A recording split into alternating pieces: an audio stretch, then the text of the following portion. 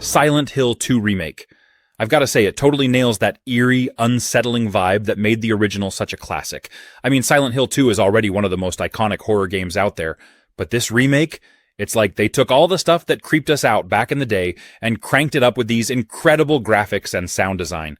The foggy town of Silent Hill looks absolutely gorgeous in this remake. Well, in a terrifying, twisted way, of course. The way the fog moves, the way the shadows creep along the streets, it's so atmospheric. Walking through those empty, run-down streets, you can just feel the tension building. I caught myself hesitating before turning corners, just bracing for whatever nightmare was waiting around the bend. The monsters are just insane. Pyramid Head is back, and just as horrifying as ever. Seeing him in high definition? Yeah, it gave me chills. And the sound design makes it even worse.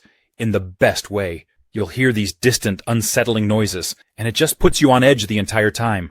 The sound of the radio static kicking in right before a monster appears still gets me every time. What I also love is how faithful the remake is to the original, but it also adds some nice quality of life improvements.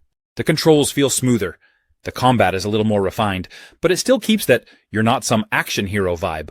Every encounter with a monster feels dangerous, like you're barely scraping by, which is exactly what you want in a horror game like this. If you're into survival horror at all, or if you loved the original, you've got to check this out.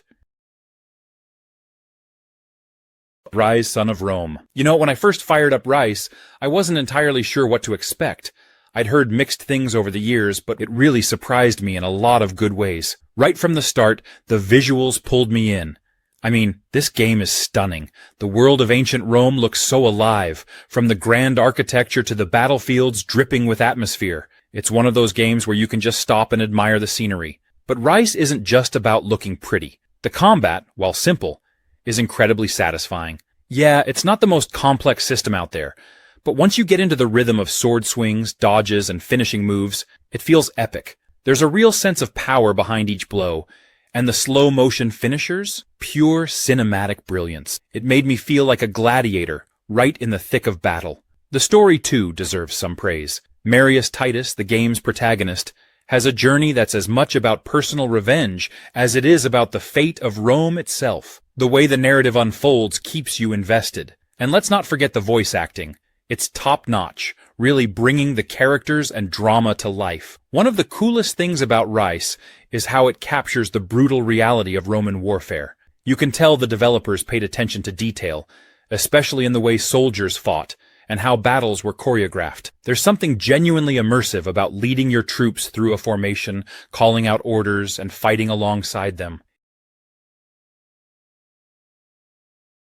Nier Automata, one of those games that didn't exactly explode onto the scene when it first launched, but ended up becoming a cult classic. If you've never played it, at first glance it might seem like just another action RPG. But this game much more than that. It's one of those titles that, once you dive in, completely pulls you in with its depth themes and that emotional roller coaster of a story. But here's the thing.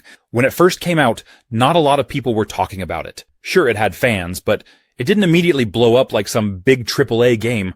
Part of that might be because the original was kind of niche and never really became a mainstream hit. So it had this uphill battle where people weren't sure if it was worth checking out.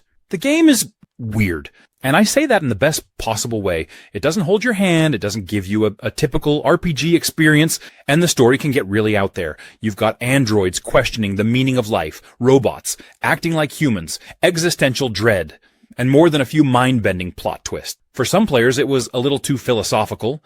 It's not afraid to get deep and ask big questions. And that can be off-putting if you're just looking for a straightforward action game. Then there's the whole multiple endings thing. It doesn't just have a single ending, it has like 26 of them. Now, most of those are joke endings, but to get the full story, you actually have to play through the game multiple times, seeing it from different perspectives. Some people love that. It's one of the game's strengths, but others didn't really want to replay the same sections to uncover the whole narrative. Assassin's Creed Unity. I know it got some heat when it first came out, but these days it's actually kind of a hidden gem.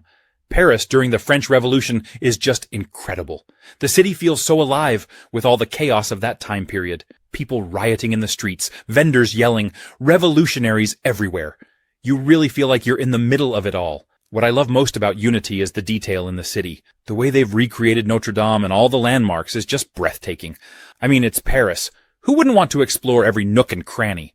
Arno, the main character, gives off that classic Assassin's Creed vibe, but he's a bit more relatable. He's got this personal revenge story going on, which feels pretty typical for AC, but with the revolution happening around him, it adds a lot more tension. And the whole romance thing with Elise, I thought it was a nice touch, gave the story more depth. And let's talk parkour.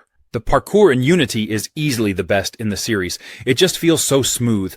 Running through the narrow streets, climbing up buildings, it's like you can feel every jump and movement. Escaping guards or just free running across rooftops never gets old. The customization is a major highlight too. You can kit Arno out with different outfits, weapons, and abilities. Whether you want to go full stealth or just dive into combat, it's totally up to you. The freedom to shape how you play is awesome. Oh, and the co-op missions. I had so much fun with those. Running heists with friends, trying to coordinate attacks. It's pure chaos in the best way. Next we have Star Wars Jedi Fallen Order. This game is like every Star Wars fan's dream come to life. Seriously, if you've ever imagined wielding a lightsaber, dodging blaster shots, or facing off against terrifying Sith enemies, Fallen Order is the game for you. It just pulls you in and makes you feel like a Jedi in training. And it's just so much fun.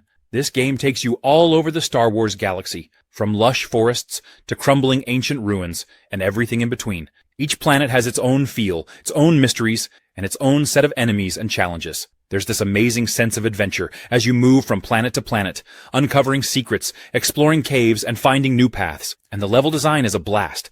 It's got that classic Metroidvania vibe, where you keep discovering new abilities that let you access areas you couldn't reach before.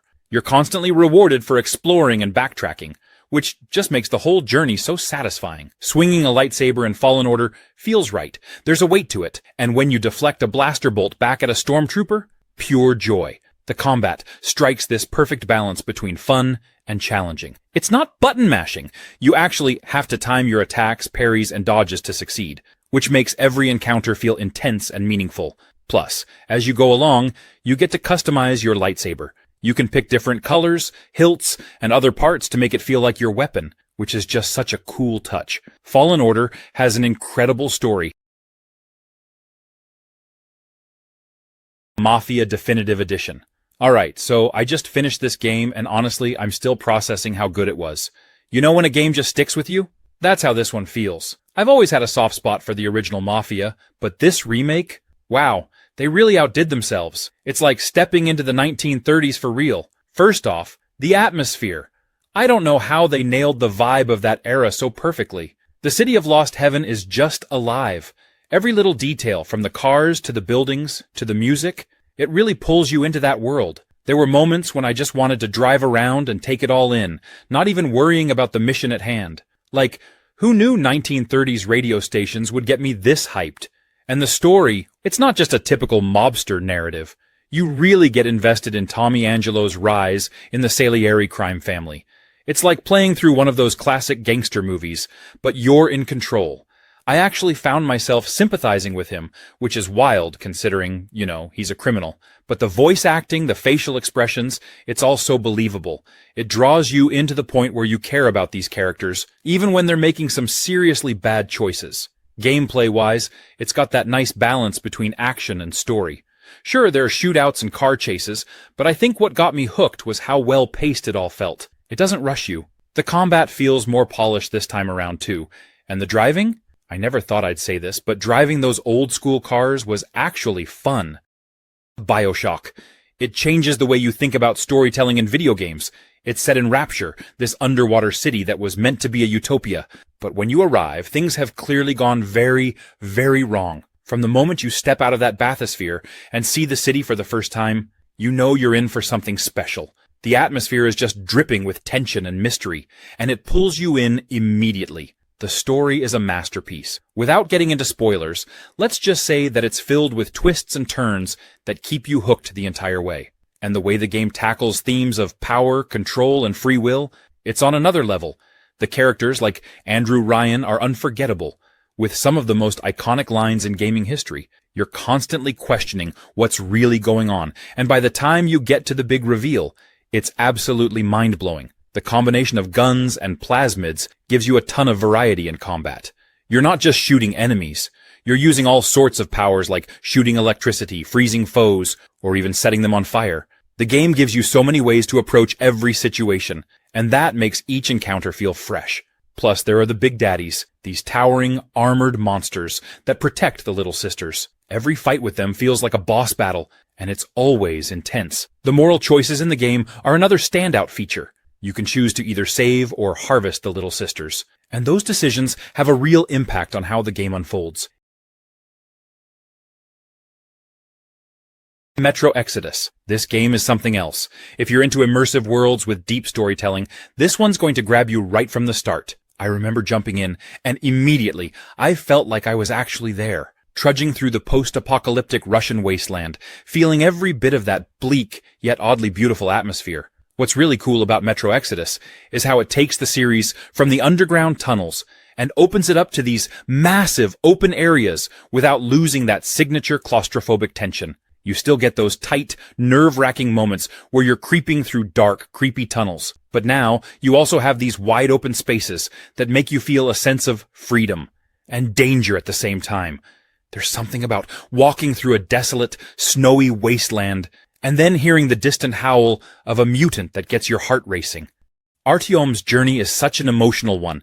He's not just trying to survive. He's out there searching for hope, for a place where humanity can rebuild. You can feel how much this means to him and his crew. That bond between them, especially with his wife Anna, really hit me. You're not just a lone wolf. You've got a family, a team that cares for each other, and that gives everything this extra layer of tension. You want to protect them, to keep them safe. You've got to constantly think about how you're using your resources. Do you craft more ammo, or do you focus on a new gas mask filter because the radiation's about to kill you? That balance adds a lot of strategy to the game. Guardians of the Galaxy. This one's interesting because it kind of had everything going for it, but for some reason, it didn't hit as big as people expected at launch. I mean, you've got one of the most beloved Marvel teams, a great developer, Eidos Montreal, and a focus on single-player storytelling, which is something a lot of people were craving, but when it dropped, it just didn't make the splash it should have. So, what happened? Well, for one, people were still feeling the aftershocks of Marvel's Avengers. That game didn't really land well with fans, and it made a lot of people skeptical about Guardians. Folks saw another Marvel game and thought, here we go again with another live service mess.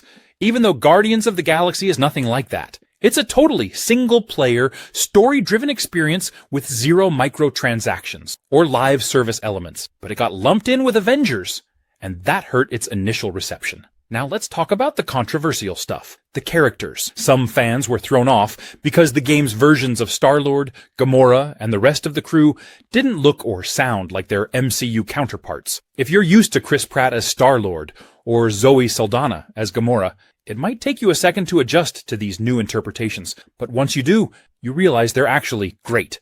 The writing is sharp, the dialogue is hilarious, and the chemistry between the Guardians is spot on. It feels like you're right there with them, and the banter between the team is one of the best parts of the game. The combat also got mixed reactions. Some people found it a little chaotic at first. Dishonored 2. It's like stepping into a living painting where every corner has its own story. One of the things I really appreciated was how they expanded on the original game's mechanics. The new powers are incredibly fun to use. For instance, Emily's ability to manipulate time is a game changer. I found myself replaying levels just to experiment with different ways to use her powers. It's like the game gives you a playground for your creativity. Corvo's powers are just as thrilling as ever, but they've added a nice twist with his new abilities. The flexibility in gameplay is fantastic. Whether you prefer stealth or going in with all guns blazing, the game supports both playstyles seamlessly. It's amazing how each mission can be approached in so many different ways. I spent hours just replaying levels to see how different strategies panned out. The story itself, absolutely gripping. The dual perspectives of Emily and Corvo offer such a fresh take on the narrative. I loved seeing how their choices and actions impacted the world around them. It's impressive how the game manages to weave personal stories with broader political intrigue. Also, the character interactions were top-notch. It felt like the NPCs actually had a life of their own, reacting to your choices and changing their behavior accordingly. It made the world feel more dynamic and alive. I found myself genuinely invested in the characters and their fates. If I had to nitpick, There were a few bugs here and there, but nothing that really detracted from the overall experience.